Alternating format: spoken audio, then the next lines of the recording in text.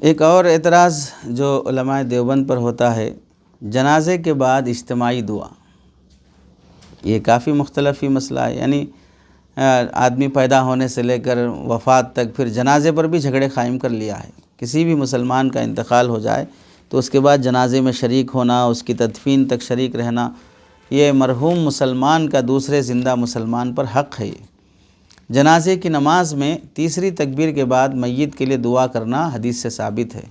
اگر میت بالغ ہو تو اللہم اغفر لحینا و میتنا، اور میت نابالغ ہو تو اللہم اجعلہ لنا ذخرا واجعلہ لنا خیرا، اس طرح کی دعائیں ہیں۔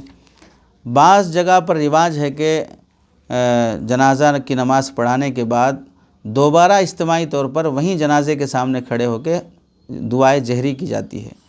اس کو اہل سنت الجماعت کے فقہاء کرام نے مکروہ قرار دیا ہے کہ یہ تکرار ہے، اور یہ ایسا تکرار ہے جو ثابت نہیں ہے، کیونکہ نہ تو آپ صلی اللہ علیہ وسلم سے ثابت ہے کہ جنازے کی نماز پڑھانے کے بعد پھر کسی صحابی کے جنازے پر کھڑے ہو کے آپ نے دعا فرمائی ہو، اور نہ ہی صحابہ کرام اور سلف صالحین سے ثابت ہے۔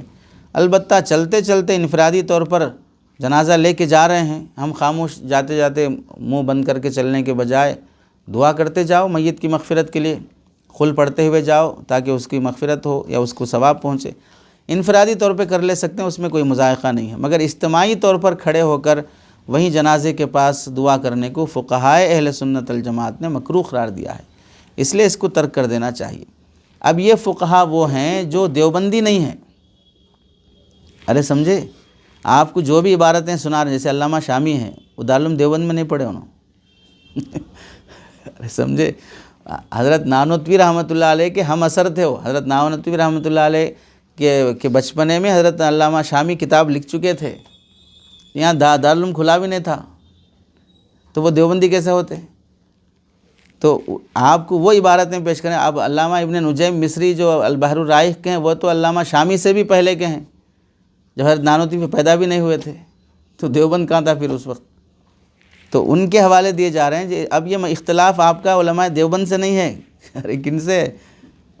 جو فقہائے احناف ہیں، متقدمین متاخرین ہیں، ان سے ہے آپ کا اختلاف۔ آپ بلا وجہ کے ان سے تو لڑ نہیں سکتے آپ، چونکہ سب چلے گئے۔ اب جو ہیں باحیات وہ دیوبندی ہیں، اب یہ دیوبندی علماء وہ ہیں جو انہی کے پیروکار ہیں، تو آپ کو ہم سے اختلاف ہونے کا مطلب یہ ہوا کہ دراصل ان سے اختلاف ہے۔ چنانچہ حنفی فقیہ مشہور علامہ ابن نجیم مصری متوفہ 970 ہجری، ارے 900 یعنی 1000 ہجری سے پہلے ہی، اب تو 1400 چل رہا نا، 970 کا مطلب یہ ہوا کہ آج سے 500 سال پہلے لکھ کے گئے ہیں۔ 1445 47 چل رہا ہے، 970 میں ہو گیا، تو تقریباً 500 سال کے قریب ہو گیا جو انہوں نے لکھا ہے کتاب۔ تو دارالعلوم تو ہے ہی نہیں 500 سال سے۔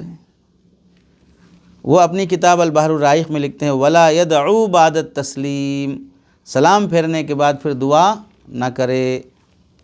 یہ اور محمد الخوارزمی فتاوی بزازیہ کے مصنف وہ لکھتے ہیں ولا يقوم بالدعاء بعد صلاة الجنازة لأنه دعاء مرة، الفتاوی سراجیہ صفحہ نمبر 23، نماز جنازہ کے بعد دوبارہ دعا کے لیے نہ کھڑا ہو، اس لیے کہ ایک دفعہ دعا پہلے ہی کر چکا ہے، یعنی نماز جنازہ میں تیسری تکبیر کے بعد، اب دوبارہ کرنے کی ضرورت نہیں ہے، سمجھ گئے۔ اور ایسے ہی ایک اور فقیہ ہیں علامہ سراج الدین حنفی، اپنی کتاب میں لکھتے ہیں، یہ فتاوی بزازیہ کا تھا، یہ فتاوی سراجیہ کا ہے، وَإِذَا فَرَغَ مِنَ الصَّلَاةِ لَا يَقُومُ بِالدُّعَاء، نماز جنازہ سے فارغ ہونے کے بعد پھر اب دعا کے لیے نہ کھڑا رہے وہاں پر۔ ایسے مشکات شریف کے شارح ملا علی قاری رحمۃ اللہ علیہ، یہ ملا علی قاری رحمۃ اللہ علیہ بھی حنفی نہیں ہے، دارالعلوم دیوبند میں نہیں پڑھے نا سمجھے نہیں سمجھے، یہ خود غصے میں آ جائیں گے اگر بولیں گے میں دیوبندی ہوں، خاصمی ہوں، بولے ارے تو ہمارے سے پہلے آ کے چلے گئے، دارالعلوم بننے سے پہلے ہی۔ ایسا ان کی وفات ہے 1014 ہجری میں، دارالعلوم تو سن 1300 کے آس پاس میں ہوا ہے۔ ولا يدعو للمیت بعد صلاة الجنازة لأنه يشبه زیادہ فی صلاة الجنازہ، نماز جنازہ کے بعد دوبارہ میت کے لیے دعا نہ کرے کیونکہ یہ نماز میں زیادتی کرنے کے مشابہ ہے۔ ملا علی قاری رحمۃ اللہ لکھتے ہیں مرقات جلد نمبر 4 میں۔ تو اس سے اجتناب اور پرہیز کرنا چاہیے، کیونکہ یہ نہ ہی آپ علیہ السلام سے ثابت ہے اور نہ ہی حضرات صحابہ اور سلف صالحین سے۔ اور جنازے کے موقع پر بھی بدعات مناسب نہیں ہے، سنت طریقے سے انسان کو دنیا سے رخصت کرنا چاہیے۔ اس لیے اگر واقعتاً آپ علیہ السلام کی اور صحابہ کی پیروی کرنا مقصود ہو تو سنت کی مخالفت نہیں کرنا چاہیے۔ اب اس میں بھی بہت سے مسجدوں میں یہی حال رہتا ہے کہ جنازے کے بعد دعا نہیں کرے تو اس پر جھگڑا ہو جاتا ہے۔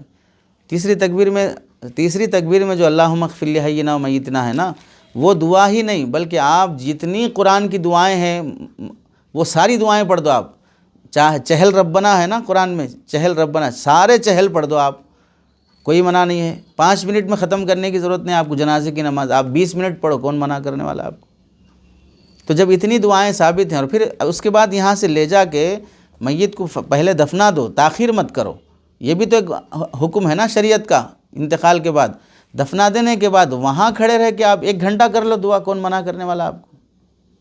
لیکن اس کے فوری بعد پھر دعا، اور عام طور سے ہوتا بھی یہ ہے کہ جب جنازے کا اعلان ہوتا ہے تو جو نماز کے بعد کی، جو فرض نماز کے بعد کی دعا ہوتی ہے اس میں بھی میت کی مغفرت کے لیے دعا کرتے ہیں، اب پھر جنازے میں بھی دعا ہوگی، پھر لے آ کے دفنانے کے بعد بھی دعا ہوگی۔ اتنی بار تو میت خود زندہ رہ خود مانگا نہیں ہوگا، 4 بار ایک وقت میں تو آپ کیوں پریشان ہو رہے ہیں بھائی؟ تو اس لیے سنت کے مطابق نماز جنازہ کی تکمیل کرنی چاہیے۔ اللہ ہدایت نصیب فرمائے۔